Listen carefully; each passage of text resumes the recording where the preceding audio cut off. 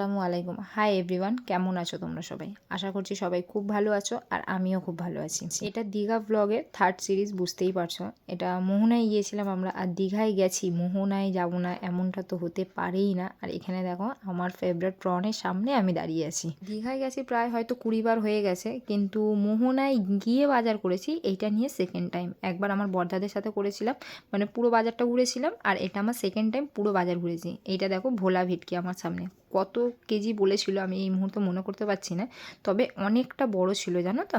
আর আমরা সবাই মিলে বাজারে গেছিলাম সকাল সকাল ঘুম থেকে উঠে, আর প্রচুর এনজয় করেছিলাম জানো তো, সবাই মিলে বাজারে গেছি। আর জানোই তো যে তোমাদেরকে এর আগেও আমি ব্লগে বলেছি যে আমি মাছ বাজার করতে, মানে বাজারে গিয়ে মাছ কিনতে আমি প্রচণ্ড ভালোবাসি। চোখের সামনে এত মাছ দেখে না বুঝতে পারছিলাম না যে কোনটা ছেড়ে কোনটা নেব। আর মানে মোটামুটি নোনা মাছ তো আমি বেশি ভালোবাসি, আর এখানে নোনা মাছ প্রচুর পরিমাণে ছিল। আর দীঘার বাজারে তো নোনা মাছ পাওয়া যাবে, এটা স্বাভাবিক ব্যাপার। আমরা মোহনা থেকে মাছ কিনে নিয়ে দীঘায় চলে এসেছিলাম। দীঘায় একটা হোটেলে দিয়ে দিয়েছিলাম রান্না করে দেওয়ার জন্য, আর প্রত্যেকটা মাছ যেন না দারুণ রান্না করেছিল, দারুণ মানে সত্যিই দারুণ করেছিল। তবে একটা জায়গায় গিয়ে আমরা ঠকে গেছি, ওখান থেকে 1 কেজি চিংড়ি মাছ নিয়েছিল জানো তো ইরফান এক জায়গা থেকে, কিন্তু চিংড়ি মাছগুলো না পুরো পচে গেছে, মানে ও বুঝতে পারিনি। যখন হোটেলে রান্না করতে দিয়েছে সেই মাসি দেখেই বলে যে চিংড়ি মাছগুলো তো পচে গেছে বাবা। যাই হোক, মানে 1 কেজি চিংড়ি মাছটা পুরো বাদ দিয়ে দেওয়া হয়েছে, কারণ খেলে বেকার শরীর খারাপ হবে, তার থেকে ফেলে দেওয়াটাই আমার মনে হয় বেস্ট। দেখো আমরা সাধারণত মুভিতে দেখে থাকি যে মাছের নিলামি হচ্ছে, এখানে না আমি নিজের চোখে দেখছিলাম, তাই তোমাদের সাথেও শেয়ার করলাম। এখানে মাছের প্রত্যেকটা মাছের নিলামি চলছিল যে কত দর উঠতে পারে। দাঁড়িয়ে দাঁড়িয়ে ইলিশ মাছ, পমফ্রেট মাছ আর চিংড়ি মাছের নিলামিটা দেখছিলাম, মানে দেখতেও ভালো লাগছিল যে টিভিতে দেখি, এটা আমি সামনে থেকে দেখছি। তারপর সোজা আমরা বিচে চলে গিয়েছিলাম ঘোড়া দেখার জন্য তো নয়, ওদের 3 জনকে চড়াবো বলে। সেখানে গিয়ে ঘোড়া চড়বো করে 2 দিন ধরে জেদ করেছে, আর ঘোড়ার সামনে গিয়ে সাইফান তাসিন দুজনেই কাঁদছে। সাইফান তো অতিরিক্ত কাঁদছে, ও নাকি গাধা চড়বে। ঘোড়া চড়ানোর পরে আমরা সোজা হোটেলের পথে রওনা দিই, কারণ সেদিন এইটা আমাদের আর একটা রুম ছিল এখান থেকে। দেখো এটা একটা রুম ছিল, এই যে আমাদের সুন্দর ছোট্ট, ছোট না অনেকটাই বড়, দেখো ভালোবাসা আর অনন্যা। এখানে আমার দাদাদের একটা খুব সুন্দর ফটো এসছে। যাই হোক, পুলটা কালকে অনেক অনেক অনেক এনজয় করেছি, তোমরা দেখতেই পাবে। বাচ্চাগুলো তো আনলিমিটেড এনজয় করেছে, মানে কেউ মানে বলছে না যে আমি উঠবো, মানে বুঝতে পারছো, 2বার খুলে পুলে 2বার করে বিছিয়ে কালকে টোটাল 4বার, তারপর রুমে গিয়ে আবার করেছে, মানে টোটাল 4বার। এখানে দেখো চেঞ্জিং রুমগুলো, এদের কিন্তু এই সিস্টেমটা খুব ভালো। এই জিনিসটা দীঘাতে আগে ছিল না, যে পুলের কাছে চেঞ্জিং রুম। এখন কিন্তু আমি প্রায় এর আগেও দেখলাম, আমি দেখছি প্রায় সব হোটেলেই মানে পুলের কাছে চেঞ্জিং রুমটা ম্যান্ডেটারি আছে। দেখো আমার বোন,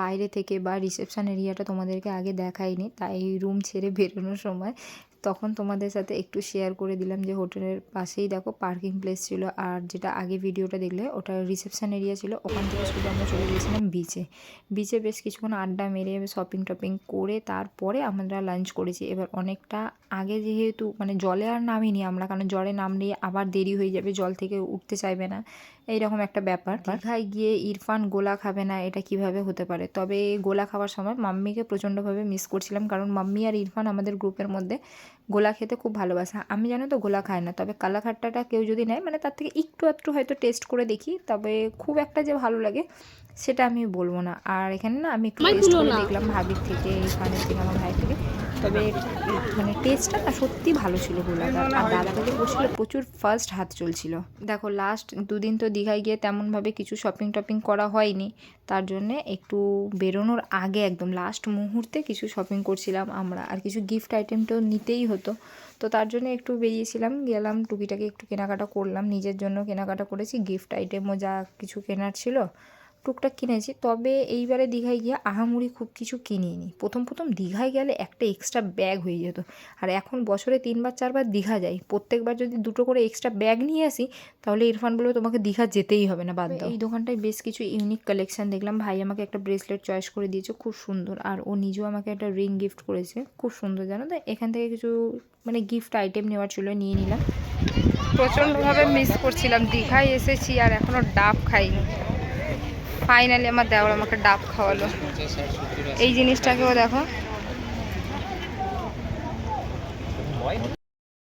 দেখো আর একটা জিনিস যেটা ইরফান প্রচণ্ডভাবে মিস করছিল, আর আগের বারে দীঘায় এসে আমি খেয়েছিলাম, তোমরা দেখেওছো, আমি ব্লগে শেয়ার করেছিলাম যে ইরফান নেই, ওই জিনিসটা প্রচণ্ড ভালোবাসে। আর এবারে একটা নতুন জিনিস দেখলাম, জানো তো, যে মিক্স করে বিক্রি করছে। দেখো মিক্স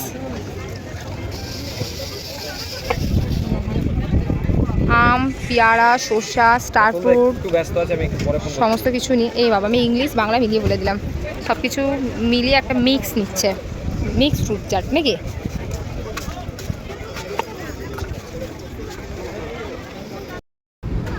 একটু ঝাল ঝাল করবে, খুব বেশি ঝাল না, যদি খাওয়ার টাকা খরচা করা যায়, যদি খাওয়ার ভালো হয়, জানো তো। আর এই মাখা কত? 30 টাকা।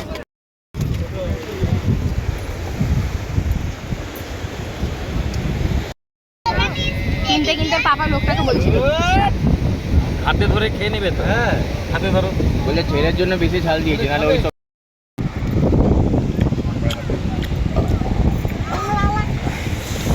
ঝাল বাবা।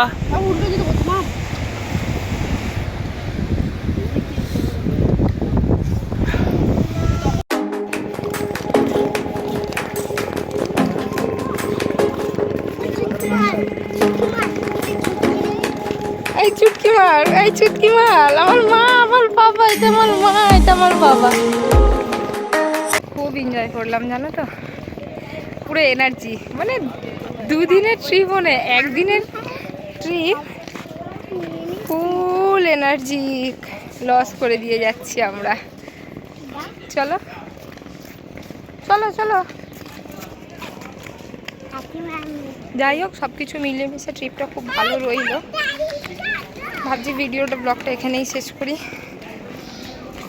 তো ইরফান বলছে না, ট্রেনটা কন্টিনিউ করো, দেখি কত দূর টানতে পারি। আর পারছি না, শরীর দিচ্ছে না, আবার খাওয়া দাওয়া করে হাঁটাহাঁটি করছে তো।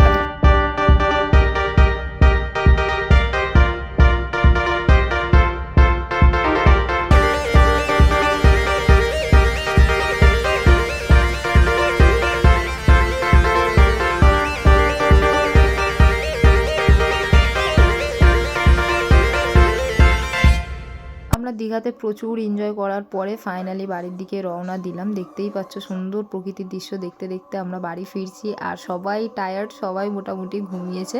সোহেল জাস্ট কয়েক সেকেন্ডের মতো ঘুমিয়েছে, আর সাজিদ ভাই একদমই ঘুমায়নি হয়তো। সব কিছু মিলিয়ে মিশে আমরা কিন্তু খুব এনজয় করলাম, জানো তো। কয়েকজনকে খুব মিস করেছি, তবে খুব এনজয়ও করেছি। এখানে দেখো পাঁশকুড়া স্টেশনে আমরা ভাবিরে নেমে গিয়েছি। এই 5:55 আছে, 5:55 টাটা। ওদেরকে ছাড়ার পরে তার পরের মুহূর্তেই মনটা আমার খুব খারাপ হয়ে গেছে। অ্যাজ অলওয়েজ তাসিনকে ছেড়ে আসার সময় আমার এইভাবেই মনটা খারাপ হয়ে যায়। তারপর দেখো আমরা ফাইনালি মেদিনীপুর স্টেশনে পৌঁছে গেছি। দীঘা সিরিজের ব্লগগুলো এখানেই শেষ করলাম। যদি কিছু ভালো লেগে থাকে তো please do like, comment, share and subscribe করতে একদম ভুলো না। আর আমার মনে হচ্ছে কিন্তু তোমাদের ভালো লাগছে না, তোমরা লাইক, কমেন্ট, শেয়ার কিছুই করছো না। আর যদি কিছু ভুল হয়ে থাকে সেটাও অবশ্যই কমেন্টের মাধ্যমে জানিও।